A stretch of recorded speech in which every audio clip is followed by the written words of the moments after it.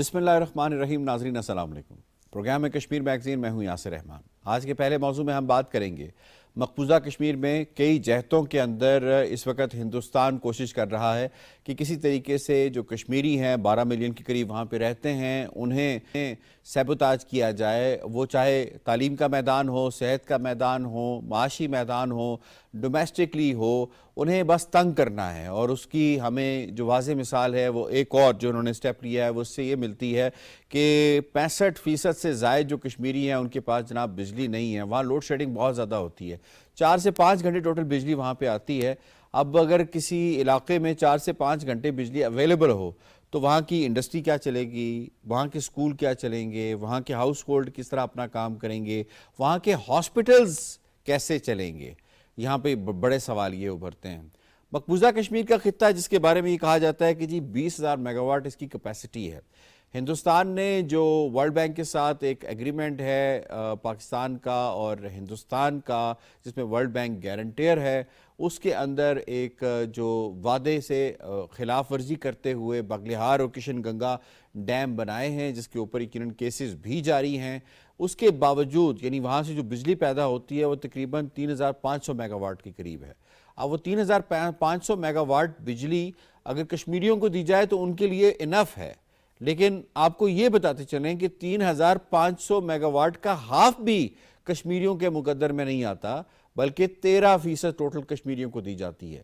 یہ ایک اجتماعی سزا ہے جو کہ وادی کے کشمیریوں کو مل رہی ہے، جموں کے کشمیریوں کو مل رہی ہے، اور اسی طریقے سے لداخ اور باقی جو علاقے ہیں وہاں کی کشمیریوں کو یہ سزا مل رہی ہے. اور یہ سزا کیوں مل رہی ہے؟ کیونکہ وہ رائٹ ٹو سیلف ڈٹرمنیشن کی بات کرتے ہیں، وہ آزادی کے حق کے حوالے سے بات کرتے ہیں. وہ یہ کہتے ہیں کہ اگر آپ ہمیں سڑکیں سونے کی بھی بنا کے دے دیں پھر بھی ہم اپنے حق سے پیچھے نہیں ہٹیں گے. اب مسئلہ یہ ہے کہ ایک مقبوضہ علاقے سے بجلی پیدا کر کے اسے انڈیا کے دوسرے علاقوں میں دینا اور وہاں کے جو شہری یا رہائشی ہیں، جو وہاں پہ رہنے والے لوگ ہیں، انہیں نہ دینا، یہ کس حد تک انٹرنیشنل لاز کی بھی وائلیشنز ہیں. اور خاص طور پہ اس سارے پروسیس کے اندر کس حد تک ایک پلانڈ ایکٹیویٹی لگ رہی ہے انڈیا کی طرف سے تاکہ ان کی معیشت بھی ختم ہو سکے اور باقی بھی. اس پر بات کریں گے پہلے موضوع میں. اس پینل نے آج ہمیں جوائن کیا ہے. اسٹوڈیوز میں ہمارا ساتھ دے رہے ہیں ڈاکٹر ولید رسول صاحب، کسی تعارف کے محتاج نہیں ہیں، نامور تجزیہ کار ہیں اور سینئر حریت رہنما ہیں. ڈاکٹر صاحب بہت بہت شکریہ. اور ہمارا ساتھ دے رہی ہیں امبیسڈر نائلہ چوہان صاحبہ، اشروں پر محیط سفارتکاری کا تجربہ.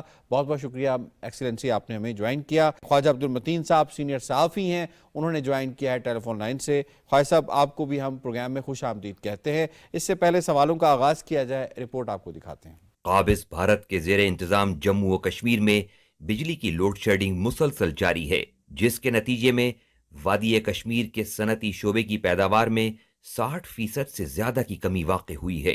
مقبوضہ وادی میں قابض بھارت کی جانب سے پیدا کردہ بجلی کے جاری بحران نے مقبوضہ کشمیر کے صنعتی شعبے کو بری طرح متاثر کیا ہے. مقبوضہ کشمیر میں فاشسٹ مودی انتظامیہ کی جانب سے کشمیر کو بجلی کی ناکافی فراہمی نے نہ صرف مقامی کشمیری صنعت کاروں کو کروڑوں کا نقصان پہنچایا ہے، بلکہ گزشتہ ماہ سے پیداوار میں 65% کی کمی کا بھی باعث بنی ہے، جس سے فرنیچر کی صنعتوں، کولڈ سٹوریج، ایپل گریڈنگ اور پیکیجنگ کی صنعتوں کے علاوہ سیاحت کا شعبہ بھی بری طرح متاثر ہو رہا ہے. جبکہ مقبوضہ وادی کے دیہاتی علاقوں میں 5 سے 6 گھنٹے اور شہروں میں روزانہ کی بنیاد پر تقریباً 9 گھنٹے کی طویل لوڈ شیڈنگ ہو رہی ہے. بدترین لوڈ شیڈنگ کی وجہ سے جموں و کشمیر میں ہزاروں بچے اسکولوں میں حاضر نہیں ہو پاتے. اس کے علاوہ گھروں میں موجود بزرگ، خواتین، بچے اور معذور افراد بھی انتہائی مشکل کا شکار ہیں، جبکہ وادی کشمیر کے مختلف ہسپتالوں میں زیر علاج ہزاروں مریض قابض بھارت کے ان اوچھے ہتھ کنڈوں کا شکار ہو رہے ہیں. جبکہ پانی کے ذخائر سے مالا مال مقبوضہ وادی میں 20,000 میگا واٹ سے زیادہ بجلی بنانے کے واضح امکانات موجود ہیں. وادی کشمیر میں موجود نجی بجلی گھروں میں پیدا ہونے والی بجلی حکومت کی ترسیلی لائنوں کے ذریعے کشمیر سے باہر کارپوریٹس کو فروخت کرنے کے ساتھ ساتھ شمالی انڈیا کی مختلف ریاستوں کو فراہم کی جاتی ہے. یہی وجہ ہے کہ دہائیوں سے مقبوضہ کشمیر میں بجلی کا بحران بنا ہوا ہے. جی، رپورٹ آپ نے ملاحظہ کی. پہلا سوال ہوگا ڈاکٹر ولید رسول صاحب آپ سے. کسی دنیا میں کسی خطے میں ایسے ہوتا ہے کہ جہاں پہ بجلی یا وہاں کی کوئی معدنیات پروڈیوس کی جائیں اور اس کا جو رہائشی ہیں اس سے اس حق سے محروم رکھا جائے, ان وسائل سے محروم رکھا جائے؟ آکوپیشن یا جو سیٹلر کولونیلزم میں جو ریسورسز کو پلنڈر کرنا, یہ آکوپیشن فورسز کی پہلی پریورٹی ہوتی ہے, اور ایسا ہی مقبوضہ کشمیر میں بھی ہوا. دوسرا یہ ہے کہ چونکہ ہمارے پاس ایبنڈنس ہے واٹر ریسورسز کی, ہائیڈرو پاور جو ہے, جو چیپسٹ بجلی جو ہم جنریٹ کر رہے ہیں, وہ شروع سے ہی ساری انڈیا کو جاتی تھی. اور تیسرا کہ مقبوضہ کشمیر میں کوئی ایسی انڈسٹری نہیں بنائی گئی ہے, اور جو وہ ہے بھی ہے اس کو بھی بجلی نہیں دی جا رہی ہے. مثلا ہمارے ہینڈی کرافٹس ایک بہت بڑا وہاں ایک رہتا تھا کہ اس میں سیمنٹ پروڈکشن تھی, تو اس پہ بھی اب بجلی, اور وہ پھر ان کو بند بھی کرنا پڑا. اور یہ جو ہمارے پاس ریسورسز ہے اس پہ تو پہلے بھی انڈیا کی نظر تھی. تو حال ہی میں جو جموں کے علاقے میں جو ہے وہ پریشس جو ہے وہ ایلیمنٹس کو دریافت کیا گیا ہے, اس پہ بھی انڈیا نے اپنا حق جتوایا. اور یہ انفارچونیٹلی ہے کہ یہ صرف آپ انڈسٹری کی بات ہی نہ کریں کہ اکثر چونکہ مقبوضہ کشمیر سرد علاقہ ہے, برف باری ہوتی ہے, تو برف باری میں آپ کو بجلی چلانے کے لیے بجلی مطلب گھر کی لائٹ روشنی کرنے کے لیے بجلی نہیں ہوتی ہے.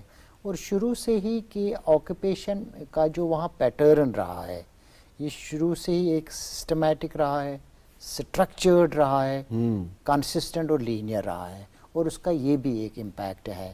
اور اس سے کیا ہوتا ہے کہ جب آپ بجلی نہیں دیتے ہیں تو آپ کی جو ساری اسٹیٹ کا جو انفراسٹرکچر ہے وہ ٹیریبلی سفر ہوتا ہے, پرٹیکولرلی جب مطلب ٹیمپریچر -ڈگری پہ چلا جاتا ہے, اور اس وقت آپ کے پاس بجلی بھی نہ ہو, اور جاتا ہے سری نگر اور باقی علاقوں میں, اور عملاً جو ہے وہ لائف جو ہے وہ فریز ہو جاتی ہے, لائف ہالٹ ہوتی ہے, لائف سیز ہوتی ہے.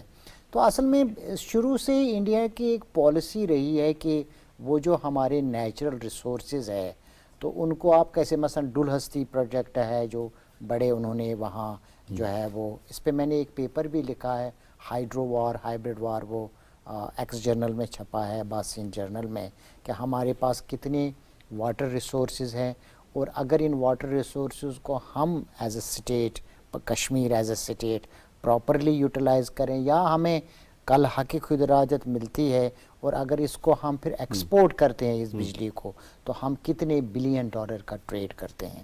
لیکن انفارچونیٹلی جب مقبوضہ کشمیر کے عوام سے زندگی بھی چھین لی جاتی ہے, ہر روز وہاں کلنگ ہوتی ہے, ہمارا جو مثلا جو ہماری مین انڈسٹری ہے وہ 3 انڈسٹریز ہے.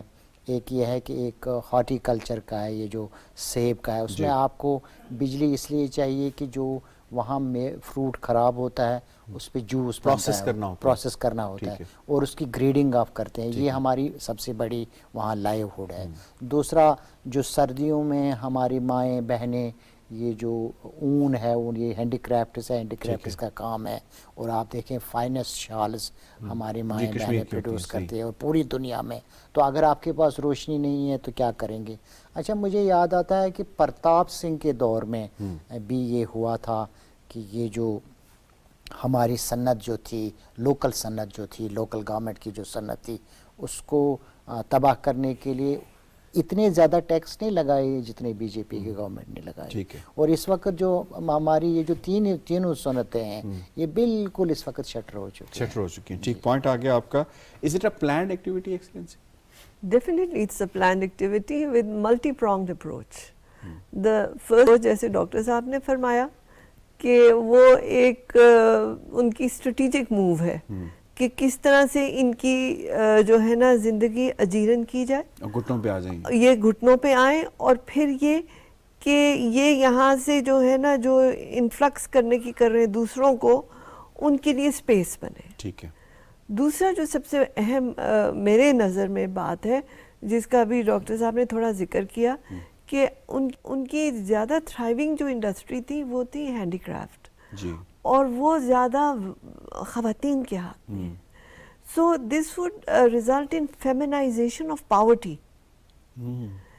کیونکہ مرد تو بیچارے جس طرح بھی کرتے ہیں, یہ جس طرح چاہے وہ گھر کے کھانے پکانے کی بات ہے, چاہے وہ جو ہے یہ صنائع دستی کی بات ہے, عورتیں جو کما سکتی ہیں، جو کاٹیج انڈسٹری کاٹیج انڈسٹری ہے، وہ جب افیکٹ ہوگی تو زیادہ غربت خواتین کی زندگی میں آئے گی، جو آلریڈی نفسیاتی ٹراما سے گزرتی ہیں روز. سب سے زیادہ افیکٹڈ ہے وہی. ایگزیکٹلی. اور یو این میں بھی اس پہ ریسرچ ہے کہ جہاں فیمنائزیشن آف پاورٹی ہو وہاں پہ کس طرح سے سوسائٹی ڈسٹروائے ہوتی ہے، کیونکہ آپ کی 50% آبادی جو ہے وہ اس مشتمل ہے، اور وہ جب افیکٹ ہوتے کہ نہ وہ آمدن کر سکیں، نہ وہ گھر پکا سکیں کچھ، اور پھر سردی کا مہینہ مطلب آ رہا ہے، now you getting into winter, اس میں وہ کس طرح سے جو ٹریٹمنٹ ہے یہ سب کے لیے ایکول کی جا رہی ہے، یعنی جو ہاسپٹل خاص طور پہ جب 370 ہٹانے کے بعد ڈائریکٹلی اب کنٹرول آ گیا، جو لوکل مثلا ایک عام لائن مین کی حد تک، یا کوئی انسپیکٹر ہے یا جو ہے وہ لائن مین ہے، وہ سارے انہوں نے اب کنٹرول ہی ٹوٹل کیا نا، اور سارے انڈیا سے امپورٹ بھی کر رہے ہیں. ٹھیک ہے، اگر آپ کی اجازت ہو تو میں خواجہ صاحب کو بھی شامل کرتا ہوں. خواجہ صاحب، کیا یہ جو انڈیا کی کارپوریٹ مائٹ ہے اس کے لیے راستہ ہموار کیا جا رہا ہے کہ لوکل انڈسٹری کو اتنا تباہ کر دو کہ وہ پھر اڈانیز، امبانیز، ٹاٹاز، برلاز ان کے ساتھ مقابلہ کرنے کے لیے بالکل ان میں سکت ہی نہ ہو اور یہ انڈسٹری ختم ہو جائے اور پھر ان کا قبضہ ہو جائے؟ ایسا ہی ہے سر؟ جی بالکل بالکل. جس طرح ہمارے جو پینل میں جس لوگ ہیں انہوں نے یہ بات کی ہے کہ یہ ایک سوچا سمجھا بھارتی منصوبہ ہے کہ اب جو کشمیری ہیں ان کو آپ صنعتی طور پر ہٹ کریں. اب دیکھیں دستکاری کے شعبے کا یہاں ذکر ہوا، اب جب لائٹ ہی نہیں ہوگی تو دستکاری کیا ہوگی. اسی طرح کولڈ سٹوریج کا ایک شعبہ ہے جہاں مسلسل لائٹ کی ضرورت ہوتی ہے، بجلی کی ضرورت ہوتی ہے. اب وہاں بھی بجلی فراہم نہیں کی جا رہی، اور جو کولڈ سٹوریج میں مال پڑا ہوا ہے وہ سارا خراب ہوگا. ایسے ہی یہ انڈیا کی ایک سوچی سمجھی سازش ہے کہ ان کو اب صنعتی دہشت گردی بھی میں کہہ سکتا ہوں. صنعتی دہشت گردی پراپر ورڈ. ٹھیک. ہاں، ابھی دیکھیں چیمبر آف کامرس کی جو پریس ریلیز آئی ہے، انہوں نے کہا ہے، جو کشمیر چیمبر آف کامرس ہیں تو عہدیداروں نے کہا ہے کہ ستمبر کے آخر میں جو 65% تک جو پیداوار میں کمی واقع ہو گئی. اب جس انڈسٹری کا، جس علاقے کا 65% پیداواری صلاحیت ختم ہو جائے گی تو وہاں بچے گا کیا؟ اب بالکل آپ نے درست فرمایا کہ وہاں امپانی جو دوسرے لوگوں کے ان کے لیے راہ ہموار کی جا رہی ہے. اب ہم جب شروع دن سے کہہ رہے ہیں کہ انڈیا تمام شعبہ ہے زندگی میں کشمیریوں کو ہٹ کر رہا ہے، اب باری آ گئی ہے صنعتی شعبے کی. اب صنعت بالکل بیٹھ چکی ہے. اسی طرح جو ایپل کا شعبہ ہے، جو بھی اس وقت انہوں نے گریڈنگ کرنی ہوتی ہے ایپل کی، اب وہاں بھی بجلی میں اثر نہیں ہوگی، اب وہ صنعت بھی بیٹھ گئی ہے. اسی طرح دوسری صنعتیں ہیں عام زندگی، جیسے کہ آپ نے ہاسپٹل کا ذکر کیا ہے، اسکولوں کا ذکر کیا ہے. اب جہاں وہاں بجلی نہیں ہوگی تو لوگ اپنا زندگی کیسے گزار سکیں؟ اور دوسری جو اہم بات اسی پروگرام میں ہوئی ہے کہ یہ سارے کے سارے جو ایسڈ ہیں، یہ بجلی کا جو سب سے بڑا ہے وہ یہاں سے ہی جنریٹ ہو رہا ہے. اب جو یہاں سے جنریٹ ہونے والی جس سے بجلی پیدا ہو رہی ہے پانی کے ذریعے، اب وہ بھی نہیں ان کو ملنی، تو پھر کیا ہونا ہے؟ عالمی برادری کم از کم یہ تو سوچے نا. اب وہ اس پہ آ گئے، پہلے گولیاں مارتے رہے، خواتین کی استعمال پامال کرتے رہے. اب کاروباری طور پر ان کو گھٹنوں پر لانے کی جس طرح آپ نے بات کی ہے کہ ان کو اتنا کمزور کر دیا جائے کشمیریوں کو کہ وہ اٹھ نہ سکیں، وہ مزاحمت نہ کر سکیں. لیکن یہ میں سمجھتا ہوں کہ پھر پلٹ کے تو خواجہ صاحب یہ حربے تو ماضی میں بھی استعمال ہوتے رہے ہیں کہ کاروبار ان کے بند کر دیے جاتے، کہیں اسکول بند ہوتے. پینڈیمک میں ہم نے دیکھا پورے انڈیا آن لائن کر رہا تھا، یہاں پہ انٹرنیٹ بند تھا. تو کشمیری کیا سرنڈر کریں گے ان کے ان حربوں کے آگے؟ یہ ان کو سمجھ لینا چاہیے کہ وہ آج کی تاریخ، یہ جو تاریخ چل رہی ہے یہ پرانی تاریخ ہے. یہ اس طرح کی منفی کنڈوں سے ختم ہونے والی نہیں ہے. اب آپ تاجروں کو کیا جواب دیں گے؟ اب چیمبر جب بولا ہے، اب ان کے عہدیداروں نے پریس کانفرنس بھی کی ہے اور انہوں نے اس مدعے کو اٹھایا ہے، تو دنیا بھر میں جو کاروباری ہیں، جو انڈیا میں ایون کے کاروباری لوگ ہیں، اب وہ کیا دیکھتے ہوں گے کہ کشمیری جو تاجر ہیں ان کے ساتھ کیا سلوک کر رہا ہے بھارت. یار جو بنیادی نیڈ ہے ان کی بجلی، وہ تو ان کو پرووائڈ کرے نا آپ. ٹھیک. اس طرح اگر آپ میں اگلے موضوع کی جانب میں نے بڑھنا ہے. اس سے پہلے یہ بتائیے گا کہ یہ جو ڈیولپمنٹ کا ہر راگ رہتے ہیں، یہ ڈیولپمنٹ ہے جو کشمیر میں کر رہی ہے، اس پہ ابھی حال ہی میں ایک ڈیبیٹ بھی چلی ہے یونیورسٹی آف لندن میں. اس میں خود ہی ایک کمیونسٹ لیڈر ہوتا ہے، وہ ان کو جواب دیتا ہے. وہ بڑی وائرل بھی ہوئی ہے وہ ڈبیٹ. وہ بی جے پی کا سوال اٹھاتا ہے کہ جو آپ ڈیولپمنٹ کی بات کر رہے ہیں تو اس میں آپ کے آرگومنٹ میں کتنا وزن ہے. تو وہ خود ہی پھر بی جے پی کو جواب دیتا ہے خود ہی ایک انڈین.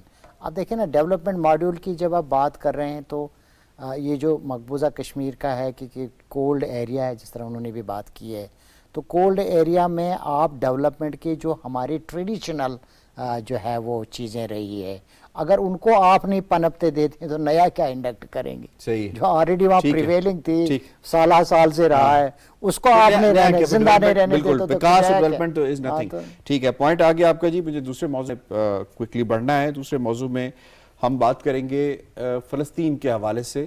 فلسطین کے حوالے سے دنیا میں درد دل رکھنے والے انسان بستے ہیں, وہ اس وقت آہو بکا کر رہے ہیں. وہ دنیا کے پار سینٹرز, پار کوارٹرز کو بار بار جو ہے وہ کوشش کر رہے ہیں کہ ان کا ضمیر جاگ جائے, جو کہ ہم دیکھ رہے ہیں کہ نہیں جاگ رہا.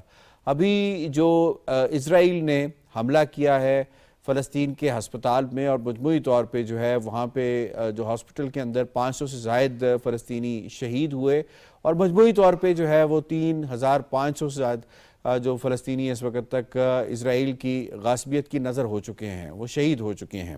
اس میں جو سکھ فار جسٹس نامی ایک تنظیم ہے جو کہ ریفرینڈم بھی کرا رہی ہے انٹرنیشنلی سکھوں کے ایک الگ ملک کے لیے, اس کے جو ہیڈ ہیں گرو پتونت سنگھ پنو, انہوں نے $21,000 ان کی تنظیم نے جو ہے وہ فلسطینیوں کے اس کاز کے لیے ان کی امداد کے لیے دیے ہیں. اور ساتھ ہی انہوں نے یہ کہا ہے کہ جس جینوسائیڈ سے فلسطینی گزر رہے ہیں ہمیں اس جینوسائیڈ کا سامنا رہا ہے 1980s کے اندر, جو کہ سکھ جینوسائیڈ کیا ہے انڈیا نے ان کے مطابق مقبوضہ پنجاب کے اندر, اور ہم پوری کوشش کریں گے کہ وہ جو ہے نا وہ مقبوضہ پنجاب کا وہ علاقہ ان سے لے لیں. اور یہ وہ کہتے ہیں کہ ہمیں اس کی فکر ہے, ہمیں پتہ ہے کہ یہ تکلیف کیسے ہوتی ہے. اس میں میں ڈاکٹر صاحب آپ کو شامل کروں گا. یہ فرمائیے گا کہ اس وقت جو فلسطین میں اسرائیل کر رہا ہے, انڈیا بھی تو یہ کچھ جو ہے وہ سکھوں کے ساتھ مقبوضہ کشمیر میں, اور پھر ہم نے دیکھا کہ انڈیا نے سری لنکا کے ایک ہسپتال میں تامل ٹائیگرز کے نام کے اوپر وہاں پہ بھی حملہ کیا. تو انڈیا کے لیے تو نئی چیز نہیں ہے یہ. دیکھیں انڈیا اور اسرائیل کا مقبوضہ کشمیر کے حوالے سے گٹھ جوڑ بھی رہا ہے.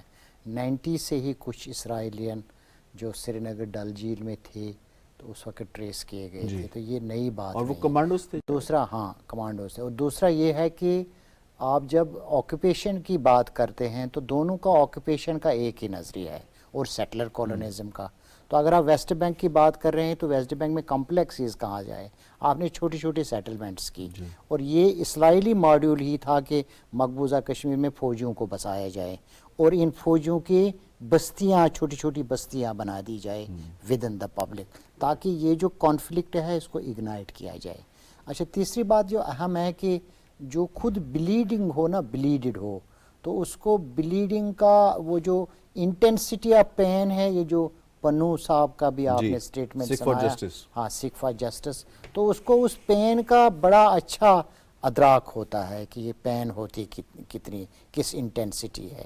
لیکن یہاں جو سب سے بڑا سوال فلسطین اور فلسطینیوں کی جدوجہد کے حوالے سے اینٹی اسرائیل آتا ہے کہ کیا انٹرنیشنل کمیونٹی ایگزسٹ کرتی ہے یا نہیں کرتی ہے, اور اگر کرتی ہے تو وہ کتنا خون چاہتے ہیں ان کی انوالومنٹ میں. یہ سب سے بڑا سوال ہے. دوسرا سوال ہے جو سٹرکچر ریئلزم ہے.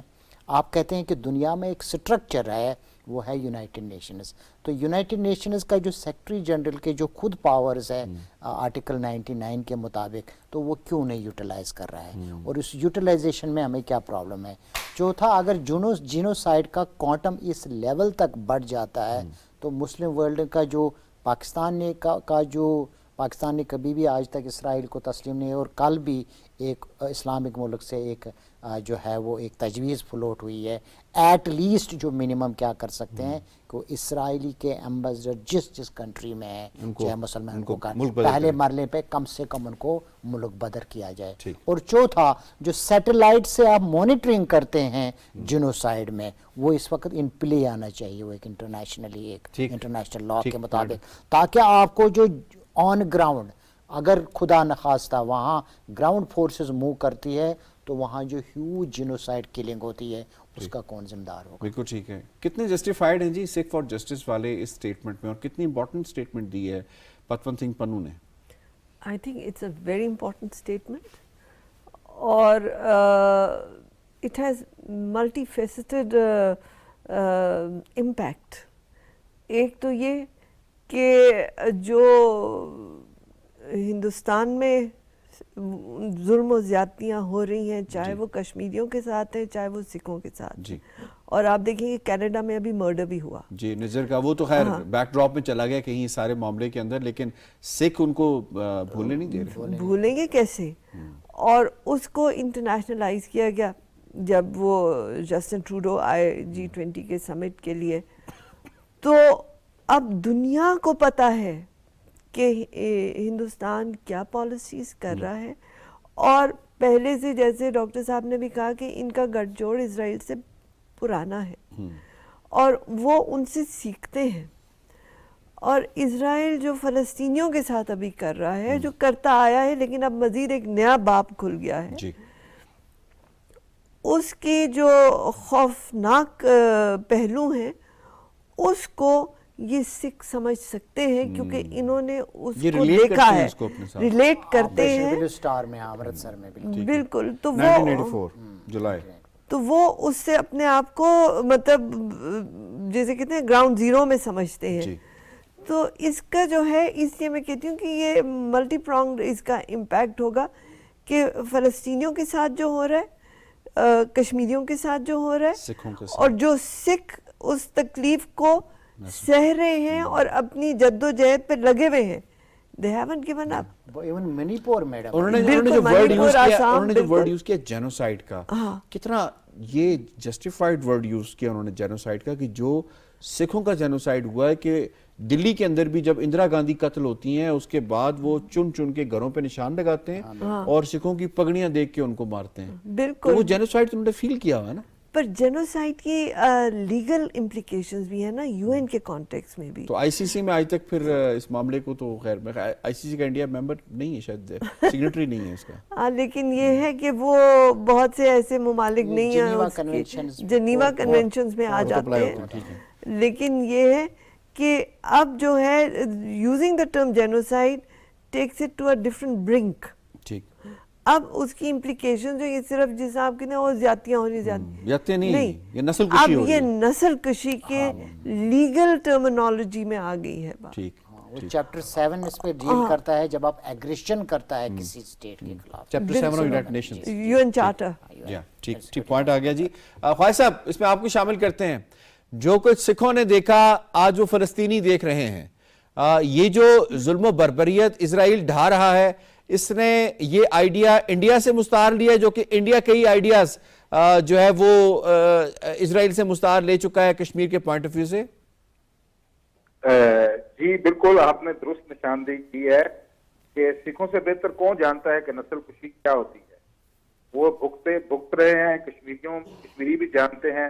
تو میں شکریہ ادا کرنا چاہتا ہوں سکھ فار جسٹس کا, پوری سکھ کمیونٹی کا, کہ انہوں نے مظلوم جو فلسطینی ہیں ان کے لیے ہزاروں ڈالر کی امداد کا اعلان کیا ہے. سکھ فار جسٹس ہمیشہ جو انسانی فلاحی کام ہے, جیسے پاکستان میں سیلاب آیا تھا اس میں بھی بڑا پیش ہوتا ہے. سکھ کمیونٹی ہمیشہ جو انسانی ہمدردی کے کام ہے وہ بڑھ چڑھ کر کرتے ہیں. دوسری طرف دیکھیں, جب یونائٹڈ نیشن کی سلامتی کونسل میں یہ پیش ہوتی ہے قرارداد کہ انسانی بنیادوں رشیا, غالباً رشیا ایک قرارداد پیش کرتا ہے, امداد پہنچائیں وہاں, اور جناب جنگ بندی کا مطالبہ کیا جاتا ہے, تو ایک جو بڑا عالمی ملک ہے, عالمی بدماش کہہ دوں تو کوئی مذائقہ نہیں ہے, وہ اس کو ویٹو کر دیتا ہے.